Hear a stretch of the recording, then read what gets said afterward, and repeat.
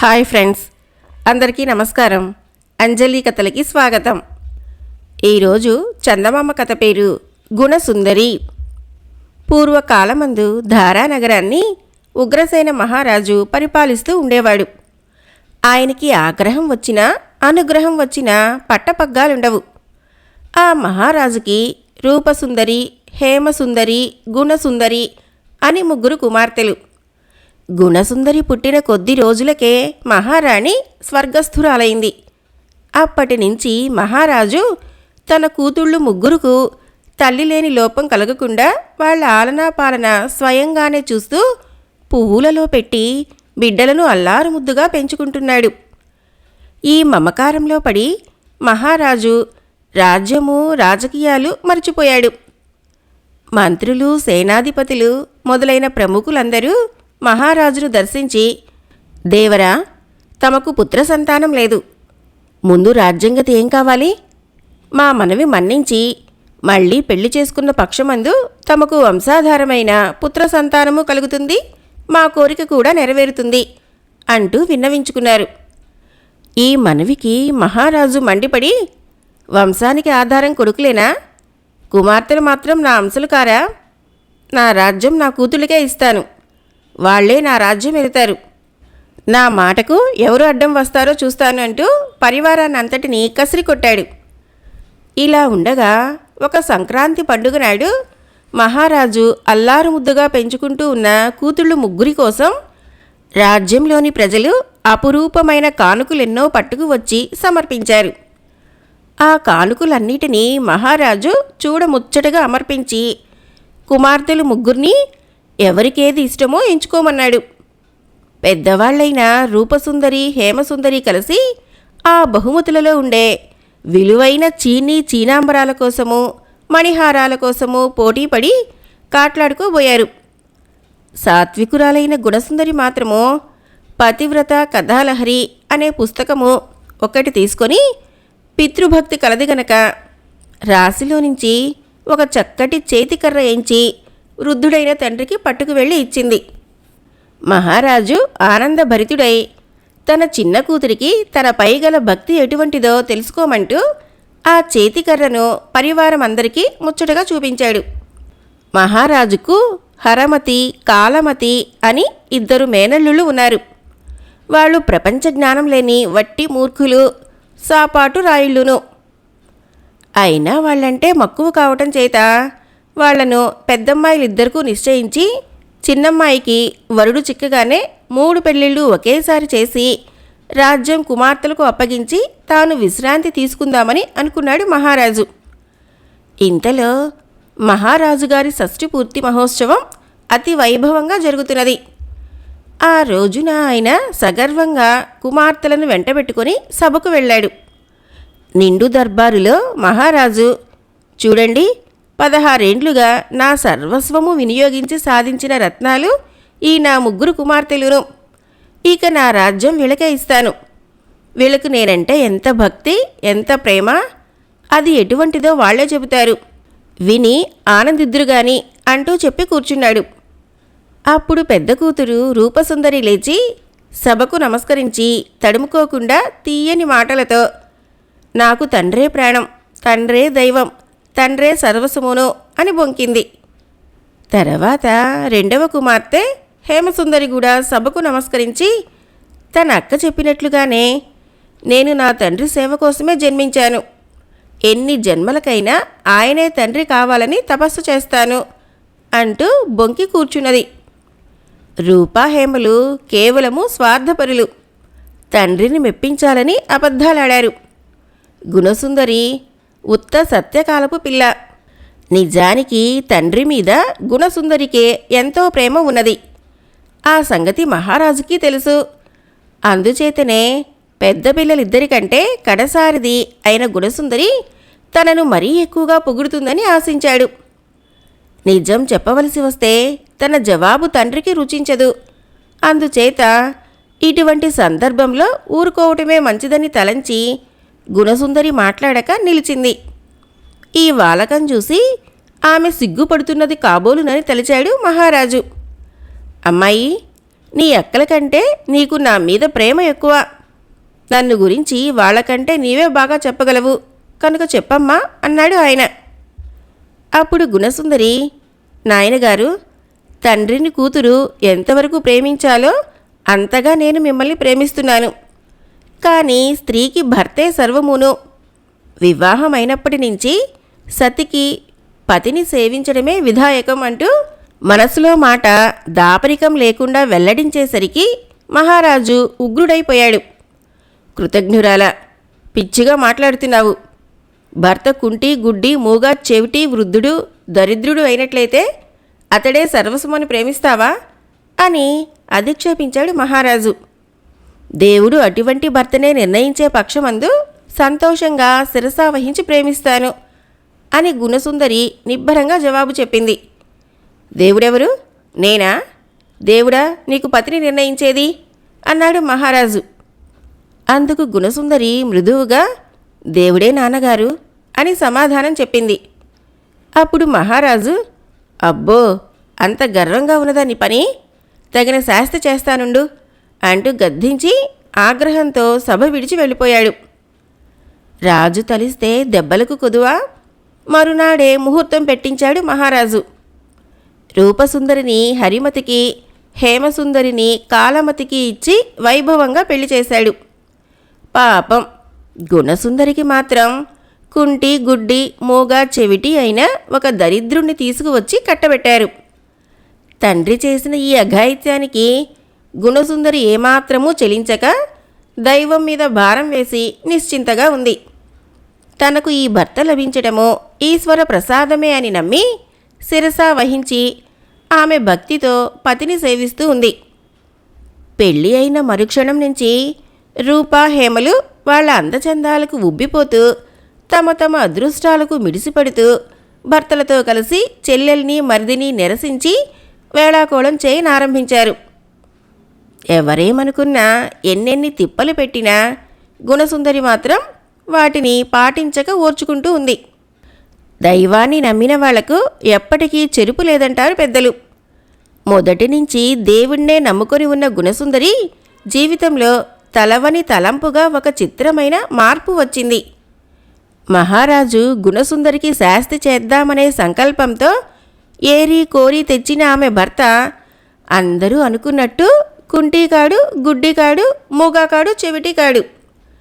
ఉన్నట్టుండి అతను వింతగా గెంతుతూ, చిత్రంగా చెలోక్తులు విసురుతూ వదినలను, వారి భర్తలను భరతం పట్టి వెంటాడటం మొదలుపెట్టాడు. వాళ్ళందరికీ ఏమీ తోచక కంగారు పడుతున్నారు. ఈ విధంగా రాజావారి చిన్నలుడు వింతగా విజృంభించే వరకు కోటంతా ఒక కొలికి వచ్చింది. ఈ హడావిడి అంతా తెలిసి మహారాజు కూడా పరిగెత్తుకు వచ్చి కళ్ళారా చూశాడు. తాను గుణసుందరికి పాఠం చెప్పాలని ఇంతా చేస్తే వీడెవడో తనకే శాస్తి చేశాడే అని మహారాజు మండిపడుతూ, ఎవడివిరా నువ్వు? నీ ఆగడమును నన్నే మోసం చేశావే, చూసుకో నీ పని ఏమైతుందో అని గర్జించాడు.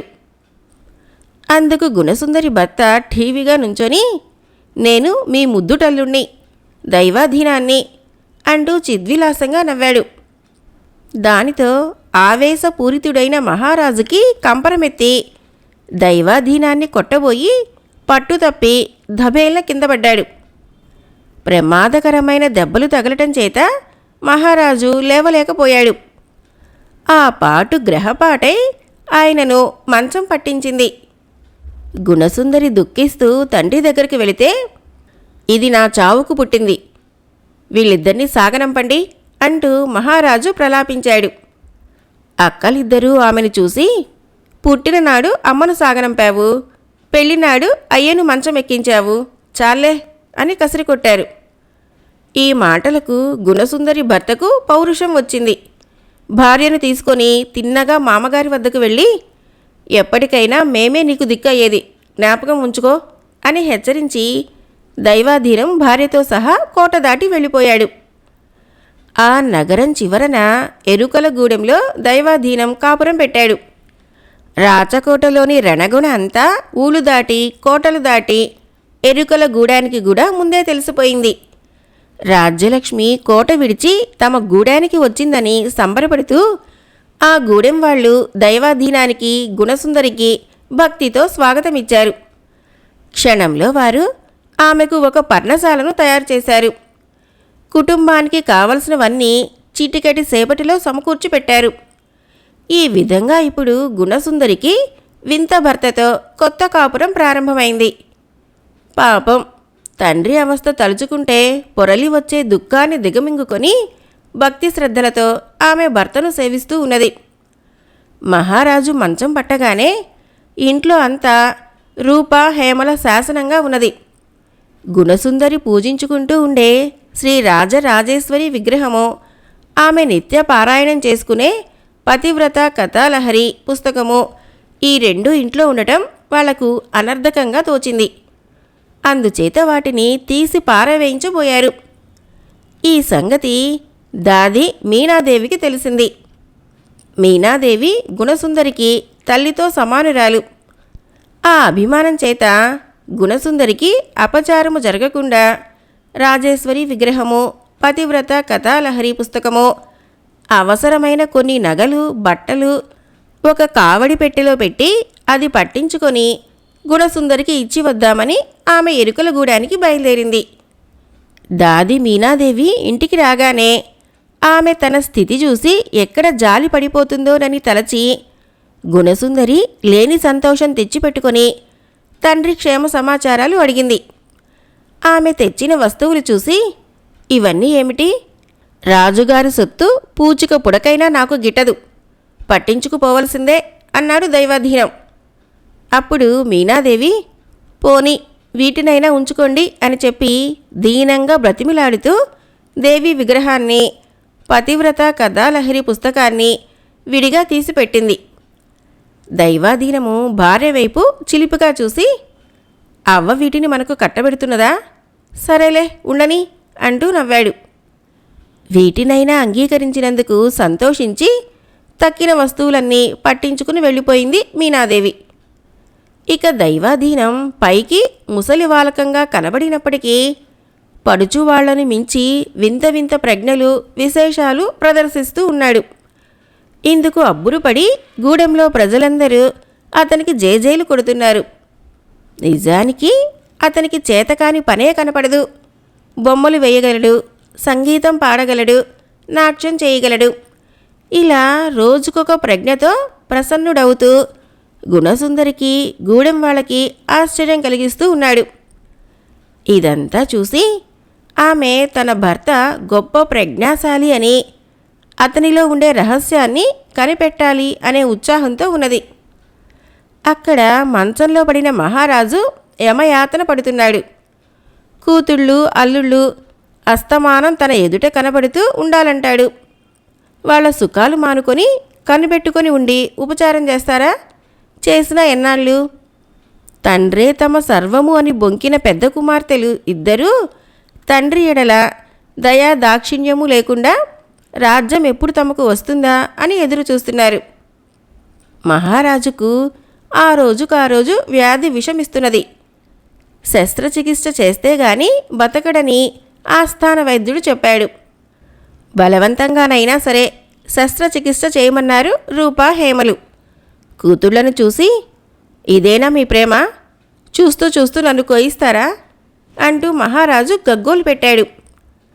రాజు గోల చూడలేక ఆస్థాన వైద్యుడు మళ్ళీ ఆలోచించుకొని, మహేంద్రమణి అని చెప్పి ఒక మణి ఉన్నది, ఎలాగైనా అది తెప్పించగలిగితే శస్త్రచికిత్స అవసరం లేకుండా తప్పిపోతుంది. ఆ మణిని ఇలా తాకిస్తే చాలు, ఏ జాడ్యమైనా నయమైపోతుంది అంటూ సూక్ష్మమైన ప్రక్రియ చెప్పాడు. అప్పుడు కోటలో అంజనం వేయించి చూశారు. వైద్యుడు చెప్పిన మణి మహేంద్ర పర్వతంలో ఉన్నది. ఆ పర్వతానికి దండకారణ్యం చివర కాళికాలయం నుంచి ఒక సొరంగం ఉన్నది. ఆ మార్గంలో సింహద్వారము, మకరద్వారము, కమలద్వారము అని 3 ద్వారాలు ఉన్నాయి. ప్రతి ఒక్క ద్వారాన్ని ఒక్కొక్క యక్షకన్య రక్షిస్తూ ఉంటుంది. ఆ యక్షితల్ని గెలిచి ఆ ద్వారాలు దాటి వెళ్ళి ఆ మహేంద్రమణిని తీసుకురావాలి. ఇంత పని చేసుకురావటం దుస్సాధ్యమని తెలిసే వరకు రాజబలగమంతా ఈ మణిని సాధించి తేవటం మా తరం కాదు అని చెప్పేశారు. ఎవరి వల్ల కాకపోతే రాజ్యంలో చాటింపు వేయించండి. మహేంద్రమణి తెచ్చి నా ప్రాణాలు కాపాడిన వాడికి ఈ రాజ్యం ఇచ్చివేస్తాను. ప్రాణం నిలబడితే కదా రాజ్యం మేలేది అన్నాడు మహారాజు. ఇంకేముంది, ఆ ప్రకారము మంత్రి చాటింపు వేయించేసరికి మణిని తీసుకువచ్చి రాజ్యాన్ని ఎవరు కాజేసుకుపోతారో అని రూపా హేమలకు మనస్సులో కలవరం పుట్టి తమ భర్తలే తేగలిగినట్లయితే రాజ్యం తమకే ఉండిపోతుంది కదా అని ఆశించారు. ఆ ఆశతో వారు హరమతికి కాలమతికి కర్తులు కట్టి మణి తీసుకువస్తే గాని గడప తొక్కరాదని శాసించి పంపించేశారు. యక్షితలేమిటో ఆ ద్వారాలేమిటో ఏమైనా తెలిస్తేగా, అదేదో సులువైన పని అనుకుని రొమ్ము విరుచుకుంటూ వాళ్ళు మణి కోసం బయలుదేరారు. తండ్రికి జబ్బుగా ఉన్న సంగతి తెలియగానే గుణసుందరికి దుఃఖం పొర్లుకు వచ్చింది. అయితే ఎలా రక్షించుకోవటం? తన భర్త కామరూప విద్య తెలిసిన ఘటికుడు కాబట్టి ఆయన ఒక్కరూ తలుచుకుంటేనే మణి సాధించుకుని వచ్చి మహారాజుని రక్షించగలడు. గుణసుందరి భర్త పాదాలపైన పడి, మీరు సర్వసమర్థులు, సర్వజ్ఞులు, మీ చరణదాసినైన నా ముద్దు చెల్లించి మహేంద్రమణిని తీసుకువచ్చి మా తండ్రిని రక్షించండి అంటూ ప్రార్థించింది. అప్పుడు దైవాధీనం తను చెప్పకపోయినా తన రహస్యాన్ని గ్రహించగలిగిన భార్య తెలివికి మెచ్చి ఆనందించాడు. ఆ వెంటనే అతను వృద్ధ రూపం విడిచి ఒక సుందరమైన రాజకుమార్నిగా మారిపోయాడు. మెరిసిపోతున్న పతి నిజరూపం చూసి గుణసుందరి ఉత్సాహపడి, మీ జీవిత రహస్యం ఏమిటి చెప్పండి అని వేడుకుంది. అందుకు అతను, నేనొక రాజకుమారుణ్ణి, నా పేరు వీరసేనుడు. చిన్నప్పుడే నా తల్లిదండ్రులు రాజ్యభ్రష్టులై గతించారు. అప్పుడు నన్నొక తపస్వి పెంచి సకల విద్యలు నేర్పాడు. కానీ కామరూప విద్య మాత్రం నేర్పలేదు. అందుచేత వారు నిద్రిస్తూ ఉండగా నేను వారి గ్రంథాన్ని సంగ్రహించి ఈ విద్య తెలుసుకున్నాను. ఈ సంగతి తెలిసి తపస్వి నా మీద కోపించి, ఈ నీ విద్యా రహస్యం నీ భార్యకు తప్ప మరెవరికి తెలిసినా నీవు ఎలుగుబంటివైపోతావు అని ఆయన నన్ను శపించారు. కనుక జాగ్రత్త, నీవు ఈ రహస్యాన్ని ఎవరికైనా చెప్పితివంటే నేను ఎలుగుబంటిగా మారిపోతాను సుమా అని దైవాధీనం గుణసుందరికి చెప్పి మళ్ళీ ఎప్పటి ముసలి రూపం ధరించి మణి కోసం బయలుదేరాడు. బయలుదేరే ముందు ఒక తులసి మొక్కను భార్యకు చూపి, ఇదిగో ఈ మొక్క పచ్చగా ఉన్నంతకాలము నేను క్షేమంగా ఉన్నట్టు, అది ఎప్పుడు వాడిపోతే అప్పుడు నాకు అపాయం సంభవించిందని అనుకోవలసింది అంటూ దైవాధీనము ఆనవాలు చెప్పాడు.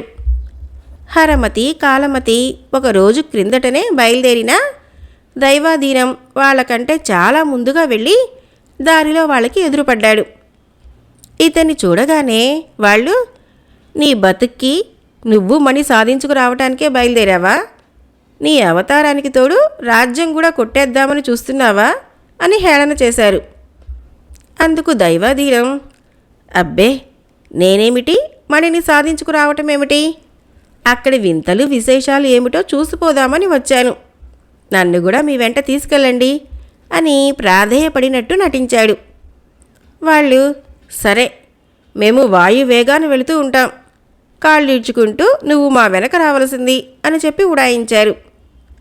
వాళ్ళ అవివేకానికి నవ్వుకుంటూ దైవాధీనం అక్కడనే మాయమై క్షణంలో కాళికాలయంలో వెలిశాడు. ఆ ఆలయపు గర్భగుడిలో దేవీ విగ్రహానికి వెనుక ఒక కీలు ఉన్నది. అది తిప్పితే ఆ విగ్రహం వెనక్కు తిరిగి మహేంద్రగిరికి పోయే సొరంగ ద్వారం తెరుచుకుంటుంది. ఆ కీలకం తెలిసిన దైవాధీనం సౌందర్యవతి అయిన ఒక స్త్రీ రూపం ధరించి శృంగారంగా ఆడుతూ పాడుతూ అక్కడ వాళ్ళ కోసం నిరీక్షిస్తూ ఉన్నాడు. కొంతసేపటికి రొప్పుతూ రోజుతూ హరమతి కాలమతులు అక్కడికి చేరుకున్నారు. స్త్రీ రూపంలో దైవాధీనాన్ని చూసి ఆమె యక్షిత అయి ఉంటుందనుకొని కత్తులు దూశారు వాళ్ళు. కానీ క్షణంలో ఆమె అందానికి తన్మయులైపోయారు. దైవాధీనం వాళ్లను ఒక ఆట ఆడించి చివరకు గీకురించుకుపోయి సొరంగంలో మాయమైపోతూ వాళ్లకు వినిపించేటట్లు వికటంగా నవ్వాడు. అది విని హరమతి కాలమతులు కళ్ళు తెరిచి ఆ యక్షిత తమను తప్పించుకుపోయి వెక్కిరిస్తున్నదనుకున్నారు. దాని పని పట్టాలనే ఉద్దేశంతో అటూ ఇటూ గాలిస్తూ పోయి వాళ్ళు కూడా ఆ సొరంగంలో పడ్డారు. పడితే పడ్డారు, ఎలాగో సొరంగం కనిపించింది గనక వీపులు దులుపుకొని అందులోకి చొరపడ్డారు. వీళ్లను చూసి దైవాధీనం నిజరూపంలో వెల్లికలా పడుకొని గుండె మీద ఒక బండ పెట్టుకొని ఆరున్నొక రాగం ఆలపించాడు. అంతలో హరమతి కాలమతులు వానిని రక్షించగల మొనగాళమంటూ వచ్చి గుండెపై ఉన్న బండను తీసివేసి దైవాధీనాన్ని పరామర్శించారు. అతను యక్షిత యక్షిత అని భయం నటిస్తూ మెల్లిగా లేచాడు. ఓస్, ఈ మాత్రానికే భయపడుతున్నావా? లేలే, యక్షితను మటుమాయం చేసి వచ్చాములే అని అన్నా తమ్ముడు ఏకకంఠంతో ప్రగల్భాలు కొట్టారు. వీళ్ళ డచ్చీలకు లోపల నవ్వుకొని అయితే పదండి అంటూ దైవాధీనం దారి తీశాడు. ఈ విధంగా వాళ్ళని దద్దమ్ములుగా చేసి ఆడిస్తూ దైవాధీనం సొరంగ మార్గం బట్టి వెళుతూ ఉన్నాడు. అలా ముగ్గురు వెళ్ళగా వెళ్ళగా కొంత దూరంలో సింహద్వారం ఉన్న గుహ చేరుకున్నారు. అక్కడ అంతటా పుర్రెలు, అస్థిపంజరాలు ఏమేమో కనబడుతున్నాయి. పొగలు ఎగసి వస్తున్నాయి. గాండ్రింపులు వినపడుతున్నాయి. ఇటువంటి భయంకరమైన ఆ ప్రదేశం మధ్యన యక్షిత వీణ వాయించుకుంటూ కూర్చొని ఉన్నది. ఈ ముగ్గురిని చూడగానే యక్షిత, మహేంద్రమునికై వచ్చిన మానవులా మీరు? కాచుకోండి, పుచ్చలు ఎగిరిపోతాయి అంటూ చివాళ్ళ లేచి కత్తి ఝూళిపించింది.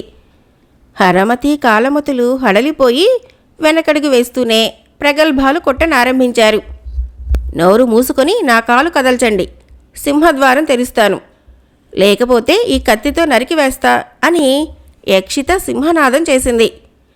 ఆ అరుపుతో అన్నాదమ్ములు చచ్చినట్టు యక్షిత కాలు పట్టారు. కానీ కొంచెమైనా కాలు కదల్చలేక అలసి సొలసి చతికిలబడ్డారు. వాళ్ళు ఓడిపోవటం చేత యక్షిత కత్తు తీసి వారిని నరికివేయబోయింది. ఇంతసేపు దూరంగా ఉన్న దైవాధీనం ముందుకు వచ్చి, యక్షిత ఆగు, నీ కాలు కదిల్చి నా అన్నలు నేను రక్షించుకుంటాను అన్నాడు. సరేలే, శక్తిలో కాకపోయినా మాటలలో అయినా పడుచుదనం కనిపిస్తున్నది. నా కాలు కదుల్చు చూద్దాం. కదల్చలేకపోయావో నీ పితృదేవతల్ని కలుసుకుంటావు, జాగ్రత్త అని యక్షిత హూంకరించింది. అప్పుడు దైవాధీనం మహాకాలు కదిలించేవాళ్లాగా చేతులు సవరించుకొని పంజా విప్పి వేళ్లు సారించి వింత చేష్టలతో యక్షిత చూపులను అటు ఇటు మరలించాడు. ఆమె ఆదమరుపుగా ఉండటం కనిపెట్టి యక్షిత కాలు ముద్దు పెట్టుకోబోయాడు. ఛీ, ఇదేమిటి అంటూ ఆమె కాలు విదిలించుకుంది. అదుగో యక్షిత, కాలు కదిలించావు, ఓడిపోయావు అన్నాడు దైవాధీనం. అతని యుక్తికి మెచ్చుకొని యక్షిత సింహద్వారం తెరిచింది. ఈ విధంగా ముగ్గురు సింహద్వారం దాటిపోగలిగారు. అటు పైన దారి మరీ అగమ్యంగా కనపడింది. అంతా చీకటి పుష్కరం. అందుచేత హరమతి కాలమతులు, బాబోయ్, మాకు మణి వద్దు, ఏమి వద్దు, బతికి ఉంటే చాలు అంటూ వెనక అడుగు వేయటం ప్రారంభించారు. వాళ్లకు ధైర్యం చెప్పి ఎలాగో మకరద్వారం వద్దకు చేర్చాడు దైవాధీనం. ఈ గుహ సింహద్వారపు గుహ కంటే ఎక్కువ భయంకరంగా ఉన్నది. పొగలు వెలుగులతో పాటు ఉండి ఉండి ఎక్కడి నుంచో గుండె పగలగొట్టేటువంటి ఏడుపు వినపస్తుంది. ఈ ఆర్తనాదం ఏ దిక్కు నుండి వస్తున్నదో తీరా చూద్దామని వెతకబోతే ఎవ్వరూ కనబడరు. ఇది చూసి వాళ్లకు భయము, ఆశ్చర్యము కూడా కలిగాయి. ఇంతలో వాళ్ల ఎదుటనే తల విరబోసుకుని ఒక బండ మీద కూర్చొని వెక్కి వెక్కి ఏడుస్తున్న యక్షిత ప్రత్యక్షమైంది. వీళ్లను చూడగానే ఆ యక్షిత, మహేంద్రమణి కోసం వచ్చిన మానవులా మీరు? నన్ను నవ్వించగలిగితే మకరద్వారం తెరుస్తాను, లేకపోతే మిమ్మల్ని చంపివేస్తాను అంటూ గద్దించి చెప్పింది. ఓస్, ఇదెంత పని అనుకొని హరమతి కాలమతులు నవ్వు పుట్టించే వక్రచేష్టలు ఎన్నో చేశారు. వాళ్ల చేష్టలు చూసి యక్షితకు మరింత ఏడిపే వచ్చింది గాని నవ్వు రానేలేదు. మీరు నన్నింక నవ్వించలేరు, మీకు చావే ప్రాప్తం అని చెప్పి యక్షిత వాళ్ళ మీదకు ఉరకబోయింది. అన్నదమ్ములిద్దరూ పోయి దైవాధీనం వెనక నక్కారు. అప్పుడు దైవాధీనం ముందుకు వచ్చి కిటుకు ఎక్కడ ఉన్నదో కనిపెట్టాలని యక్షిత చుట్టూ ప్రదక్షిణ చేయనారంభించాడు. లొట్టలు వేసుకుంటూ అతను యక్షిత అందచందాలని పొగడటం కూడా ప్రారంభించాడు. అతను తిరిగినట్లల్లా యక్షిత తిరుగుతూ ఉండే వరకు ఓహో ఇదా నీ కిటుకు అనుకుంటూ దైవాధీనం దానికి చక్కలింత పెట్టబోయాడు. కిచకిచమని యక్షిత ఒక గెంతు గెంతింది. కుప్పి గంతులు వేసుకుంటూ దైవాధీనం యక్షిత వెంట పడ్డాడు. ఈ వాలకం చూసి యక్షిత నవ్వు ఆపుకోలేక మకరద్వారం తెరిచింది. ఒక్క చెంగున ముగ్గురు మకరద్వారం కూడా దాటిపోయారు. తరువాత ఆ ముగ్గురు కమలద్వారం చేరుకున్నారు. ఇక్కడ యక్షిత విలాసంగా ఆడుతూ పాడుతూ ఉన్నది. ఆమె పాటకు హరమతి కాలమతులు తన్మయులైనారు. వీళ్ళను చూడగానే యక్షిత, ఓరి మానవులారా, నా చెల్లెళ్లను మోసం చేసి వచ్చారా? చూడండి, ఇప్పుడే మిమ్మల్ని మింగివేస్తానంటూ బ్రహ్మాండమైన రాక్షసి ఆకారం దాల్చింది. ఆ పెనుభూతాన్ని చూసి చూడగానే అన్నదమ్ములు చావ సిద్ధపడి మూర్చపోయారు. అప్పుడు యక్షితకు దైవాధీనానికి కామరూప విద్యలో ఘోరమైన యుద్ధం జరిగింది. చివరకు దైవాధీనం ఒక సూక్ష్మ రూపంలో యక్షిత నోటిలోకి దూరి దాని కుక్షిలోకి ప్రవేశించి ఆయువు పట్టు చిక్కించుకున్నాడు. అంతటితో యక్షిత లొంగిపోయి ద్వారం తెరవటమేగాక మహేంద్రమణిని పట్టుకు వచ్చి అతని ముందు పెట్టింది. దైవాధీనం బయటకు వచ్చి ఆ మణిని తీసుకున్నాడు.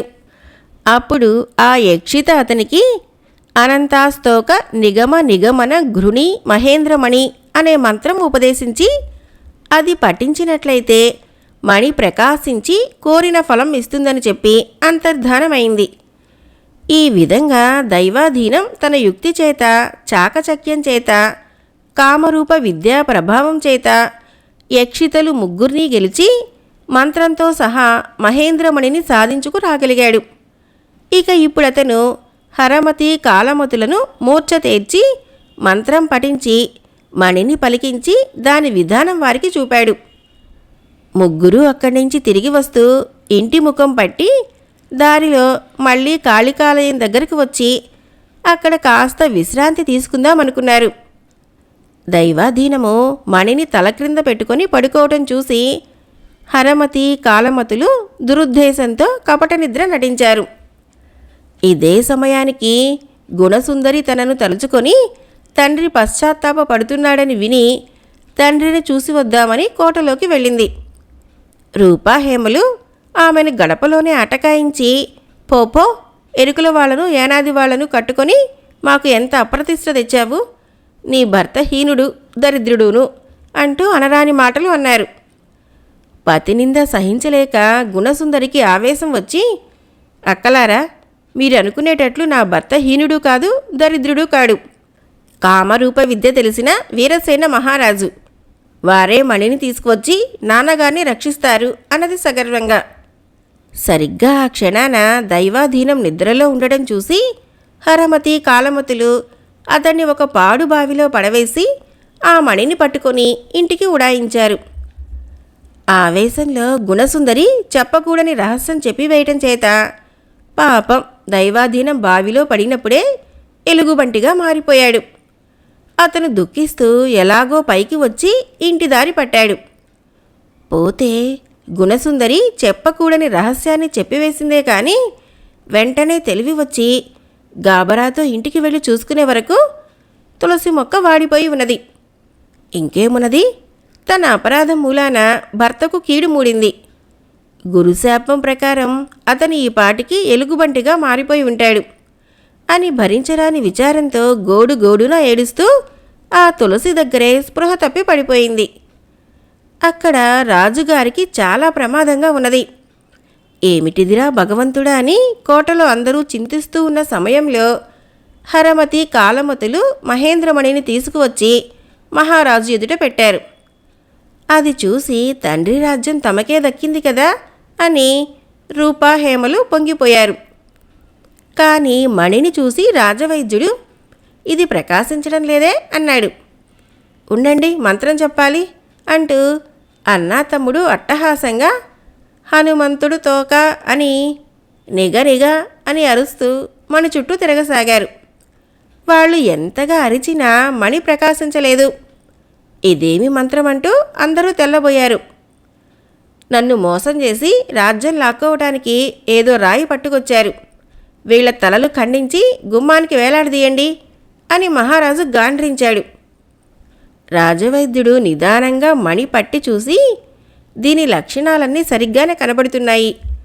ఇది నిజంగా మహేంద్రమణే, కానీ దీనికి ప్రయోగించవలసిన మంత్రం మర్చిపోయి ఉంటారు అన్నాడు.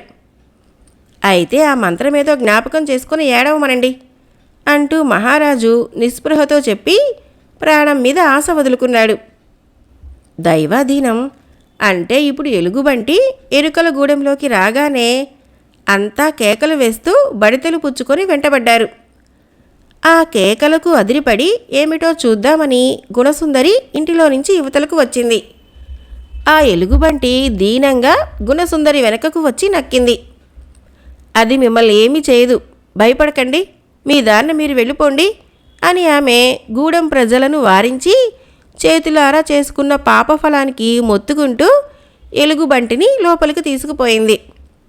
పట్టరాని దుఃఖంతో గుణసుందరి ఎలుగుబంటి రూపంలో ఉన్న భర్త కాళ్ల మీద పడి తెలియక చేసిన ఈ అపరాధానికి క్షమించమని ప్రార్థించింది. దైవాధీనము ఎలుగుబంటిగా మారిపోవచ్చు, అతనికి ఈ రూపంలో వాక్కు లేకపోవచ్చు, అయినప్పటికీ అతను సర్వజ్ఞుడాయే. గుణసుందరి మొరవిని దైవాధీనం అక్కడ ఉన్న శ్రీ రాజరాజేశ్వరి విగ్రహాన్ని చూపించి, ఆ తల్లే మనకు దిక్కు కనుక ఆమెను ప్రార్థించమంటూ సంజ్ఞ చేశాడు.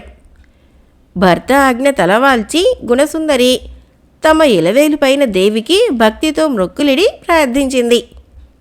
తన భక్తురాలు పతిభక్తి పరాయణ అయినటువంటి గుణసుందరి చేసే ప్రార్థనలు కైలాసంలో ఉన్న పార్వతీదేవికి వినపడినాయి.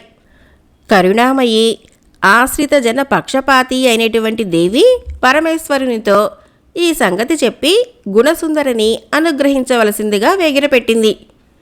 ప్రియసతి అయిన పార్వతి మనవిని పరమేశ్వరుడు ఎప్పుడైనా కాదనగలడా? వెంటనే ఆ దంపతులు కిరాత దంపతులై గుణసుందరి ఇంటి ముందు అవతరించారు. ఆ ఇంటికి వెళ్ళి తలుపు తోసుకొని, కొంచెం బిచ్చం పెట్టవే చిట్టు తల్లి అని వారు అడిగారు. వారిని చూసి గుణసుందరి తన నిర్భాగ్యత్వానికి చింతిస్తూ బొటబొట కన్నీరు రాల్చింది. అప్పుడు ఆ కిరాత దంపతులు గుణసుందరిని ఓదార్చి, చిట్టి తల్లి, నీ విచారానికి కారణం మాకు తెలుసు. నీవు అలా విచారించవలసిన పని ఏమీ లేదు. నీతో ఉన్న ఆ ఎలుగుబంటిని మాకు ఇచ్చివేయి, దానిని ఆటలాడించి ఐశ్వర్యం సంపాదించుకు వస్తాము అన్నారు. ఈ వింత కోరిక వినేసరికి గుణసుందరి బిత్తరపోయింది. ఆమె బిత్తరబాటు చూసి దివ్యుల్ని గుర్తించిన ఎలుగుబంటి వారి వెంట వెళ్ళటానికి సిద్ధపడింది. ఈ వాలకమంతా కనిపెట్టిన గుణసుందరి, మీరు నా మొరాలింపవచ్చిన పుణ్యాత్ములో దేవతలు అయి ఉంటారు, నన్ను కటాక్షించండి అంటూ ఆ కిరాత దంపతుల కాళ్ళ మీద పడింది. నీకు శుభం చేస్తాములే, నిశ్చింతగా ఉండు అని గుణసుందరిని ఆశీర్వదించి ఆ కిరాత దంపతులు ఎలుగుబంటిని తీసుకుని బయలుదేరారు. పార్వతీ పరమేశ్వరులు ఆ ఎలుగుబంటిని ఆడించుకుంటూ కోటలోకి ప్రవేశించారు. ఎలుగుబంటి చేత ఎన్నెన్నో వింత ప్రదర్శనాలు చేయించారు. దివ్యజ్ఞానం గల ఆ ఎలుగుబంటి అభినయించి జోస్యం చెప్పనారంభించింది. మహేంద్రమణి పలికే ఉపాయం కూడా అది చెప్పగలదనే వదంతి వ్యాపించింది. ఈ సంగతి చెవినబడగానే మంత్రి సేనాధిపతులు వెంటనే వచ్చి ఎలుగుబంటిని కిరాత దంపతులను రాజుగారి వద్దకు తీసుకువెళ్లారు. మణిని పట్టుకు వచ్చి ఎదుట పెట్టే వరకు ఎలుగుబంటి అభినయించింది. అది ఏమిటి అని అడిగితే, ఈ రాజును ఏ కూతురు నిజంగా ప్రేమిస్తున్నదో ఆమె తన మగనితో సహా ముమ్మూరు ప్రదక్షిణం చేసినట్లయితే మహేంద్రమణి పలుకుతుంది అని ఆ కిరాత దంపతులు ఎలుగుబంటి అభినయనానికి అర్థం చెప్పారు. ఒకరేమిటి, ఇద్దరం ఉన్నాము అంటూ రూపాహేమలు తమ భర్తలను వెంటబెట్టుకొని మడి కట్టుకొని వచ్చి మణి చుట్టూ ముమ్మారు ప్రదక్షిణం చేశారు. వారు ఎంతసేపు తిరిగినా మణి పలకలేదు. ఏమో అనుకున్నాము, నిజంగానే ఏ రాయో చేతపట్టుకు వచ్చి మా పరువు కూడా తీసేశారు వీళ్ళు అని రూపాహేమలు తమ భర్తలను ఆడిపోసి వాళ్లపైన మెటికలు విరిచారు. మహారాజు మళ్ళీ నిస్పృహలో పడ్డాడు. ఎలుకబంటి మళ్ళీ అభినయించింది. అదేమిటి అని అడిగితే బోరుబోరుమంటూ ఊరి చివరన నీ చిన్న కూతురు ఉన్నది, ఆమె వచ్చి ప్రదక్షిణం చేస్తే మణి తప్పకుండా పలుకుతుంది అంటూ కిరాత దంపతులు అర్థం చెప్పారు.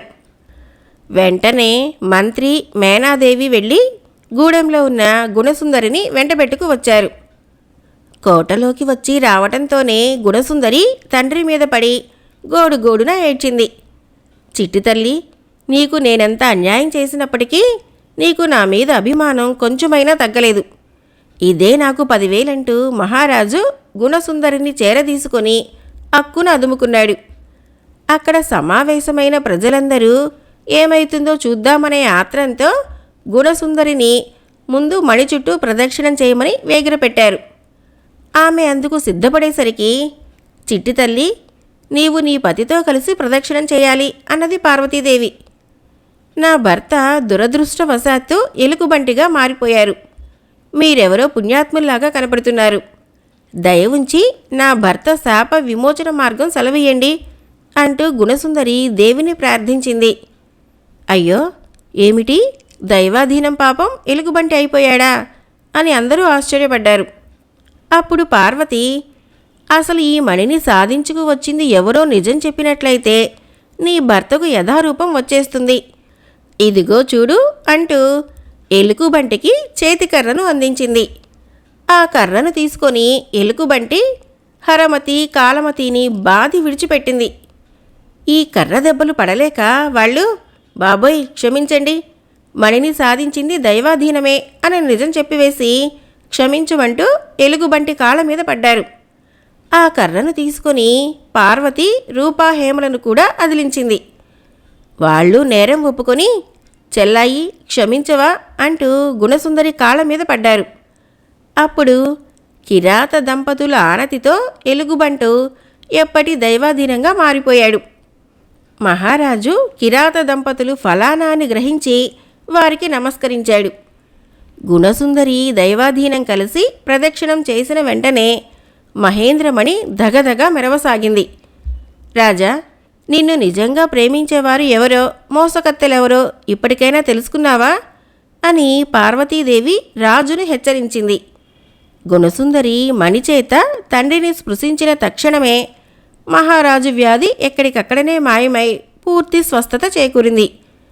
అప్పుడు ఆయన గుణసుందరిని దగ్గరకు తీసుకొని, తల్లి, నీ మహిమ తెలుసుకోలేకపోయాను. నీవు నీ భర్తే నన్ను ప్రేమించారు కనుక నా రాజ్యానికి మిమ్మల్నే పట్టాభిషక్తులను చేస్తాను అని చెబుతూ వెంటనే దైవాధీనానికి పట్టం కట్టాడు. అంతా సంతోషించారు. కానీ మహారాజు గుణసుందరిని చూసి, ఈ వృద్ధుణ్ణి నీ మెడకు కట్టి నేను నీకు చేసిన అన్యాయం మాత్రం ఇంకా మిగిలిపోయి ఉందే అని విచారించాడు. అప్పుడు పార్వతీదేవి, ఓ రాజా, ఇంకా నీకు అహంకారం చావలేదు. చిట్టి తల్లికి పరమేశ్వరుడు అనుగ్రహించిన భర్త ఎవరో చూడు అంటూ దైవాధీనాన్ని ఇక నిజరూపంలో బయల్పడమని శాసించింది. అప్పుడు దైవాధీనం భువనమోహన సౌందర్యంతో వీరసేనకు మారుడై వెలయగా అందరూ ఆశ్చర్యచకితులై ఆనందించారు. పరమానంద భరితుడై మహారాజు, నిజంగా మీరు దేవతలంటూ ఎరుక దంపతులకు ప్రణమిల్లారు. అంతా సంతోషంతో స్తోత్రం చేయగా అందర్నీ దీవిస్తూ శ్రీ పార్వతీ పరమేశ్వరులు అంతర్ధానమైపోయారు. కథ అయిపోయింది. ఫ్రెండ్స్, నా కథలు నచ్చినట్లయితే మన ఛానల్ని తప్పకుండా సబ్స్క్రైబ్ చేయండి, లైక్ చేయండి, షేర్ చేయండి, మంచి కామెంట్ చేయండి. Thank you.